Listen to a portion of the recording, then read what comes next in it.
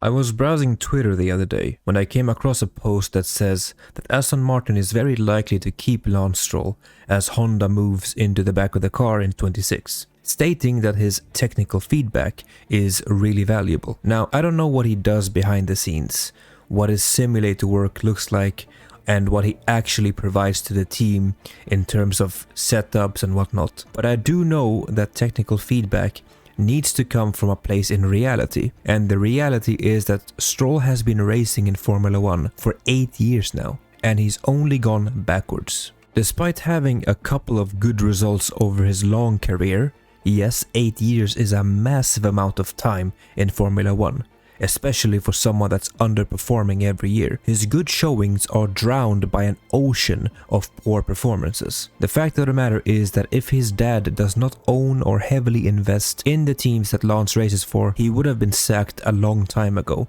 You are simply delusional if you think that this would not have been the case had his dad not been so involved in his career. The idea that the team and even some fans can defend this driver's poor performance is mind-boggling to me. It's like they forget what he does every race and only remembers the highlights from past seasons, sort of like another driver currently. So let's take a look at Stroll's career as a whole and see for ourselves how this technical feedback genius has performed over the years. Stroll debuts in 2017 alongside Felipe Massa in Williams. At the time, Williams was still a midfield team and could race other cars because of the fact that they had a Mercedes engine in the back. They finished P5 in the constructors, same as in 2016, the year before. Stroll finishes the season in P12 with 40 points, 3 points behind his teammates, which is a really good result for your first year. That's Felipe Massa. A podium in Baku and a couple of point finishes, 5 total DNFs. In 2018, Stroll raced with Sergei Sirotkin and beat him with 6 points to 1. 2 points finishes and 3 DNFs. Williams was really bad this season, and their lackluster aero package was finally beginning to show. They finished 10th place, above the rebranded Force India that became Racing Point mid-season. Stroll finished P18 with his teammate in P20. In 2019, Stroll made a move to the new Racing Point after his dad bought the team. Now driving alongside Sergio Perez, who beat Stroll with 52 points to 21. Stroll managed to get P4 in the chaotic race in Hockenheim that year, the best result for the team that year. But overall he was outperformed by Perez by some margin. Stroll finished P15 with Perez in P10. The team finished 7th place in the constructors.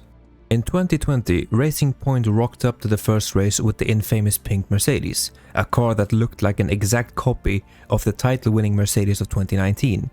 And to no surprise, Stroll had his best scoring season with 75 points. He was still racing with Perez and managed to secure pole position in the rain in Turkey. He finished P9 in that race, but he managed to get 2 podiums and a couple of really good point scoring finishes over the year. His teammate, on the other hand, managed to get 2 podiums. One of them was a win in Sakir and overall outperformed Stroll by an even bigger margin than ever before. Stroll finished P11 in a race-winning car with 75 points. Perez finishes P4 with 125 points, simply being best of the rest. In 2021, the team rebranded to Aston Martin, and Sergio Perez moved to Red Bull, and in comes 4-time world champion Sebastian Vettel.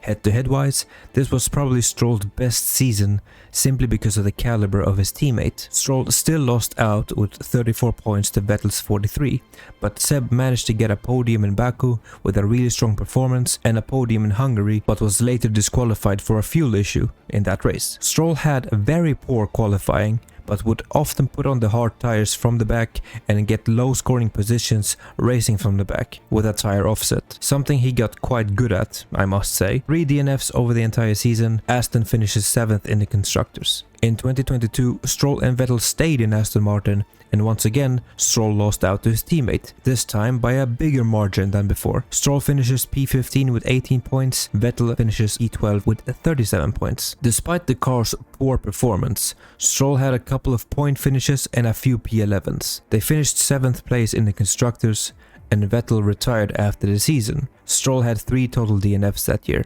2023 comes around, and in comes 42-year-old two-time world champion Fernando Alonso. This was also going to be Stroll's worst performing year in comparison to his teammate.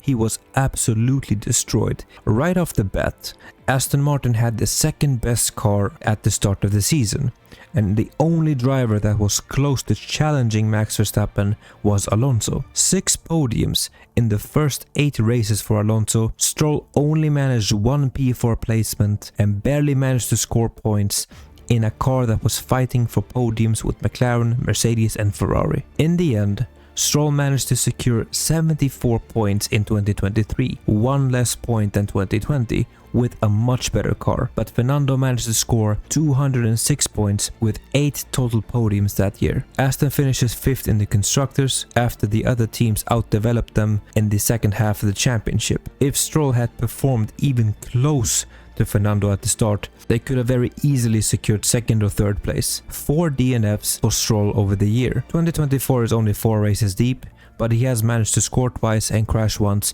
but we won't count these results until the season is over, just to get a better view. So, in total, Stroll has scored 268 points over 8 years. His teammates have scored 507 points. Stroll is 1-7 in head-to-head, with his only win over Sirotkin in 2018. Stroll has 149 Grand Prix to his name and 26 in-race DNFs due to crashes and failures. 17% of his total races have ended in DNFs. That is absurd. Overall, this career is a joke. He's only here as a pay driver. He has no real merit. People can say yes, he's a Formula 3 champion, whatnot, but it doesn't matter. There are plenty of Formula 3 and Formula 2 drivers that could not cut it in Formula 1.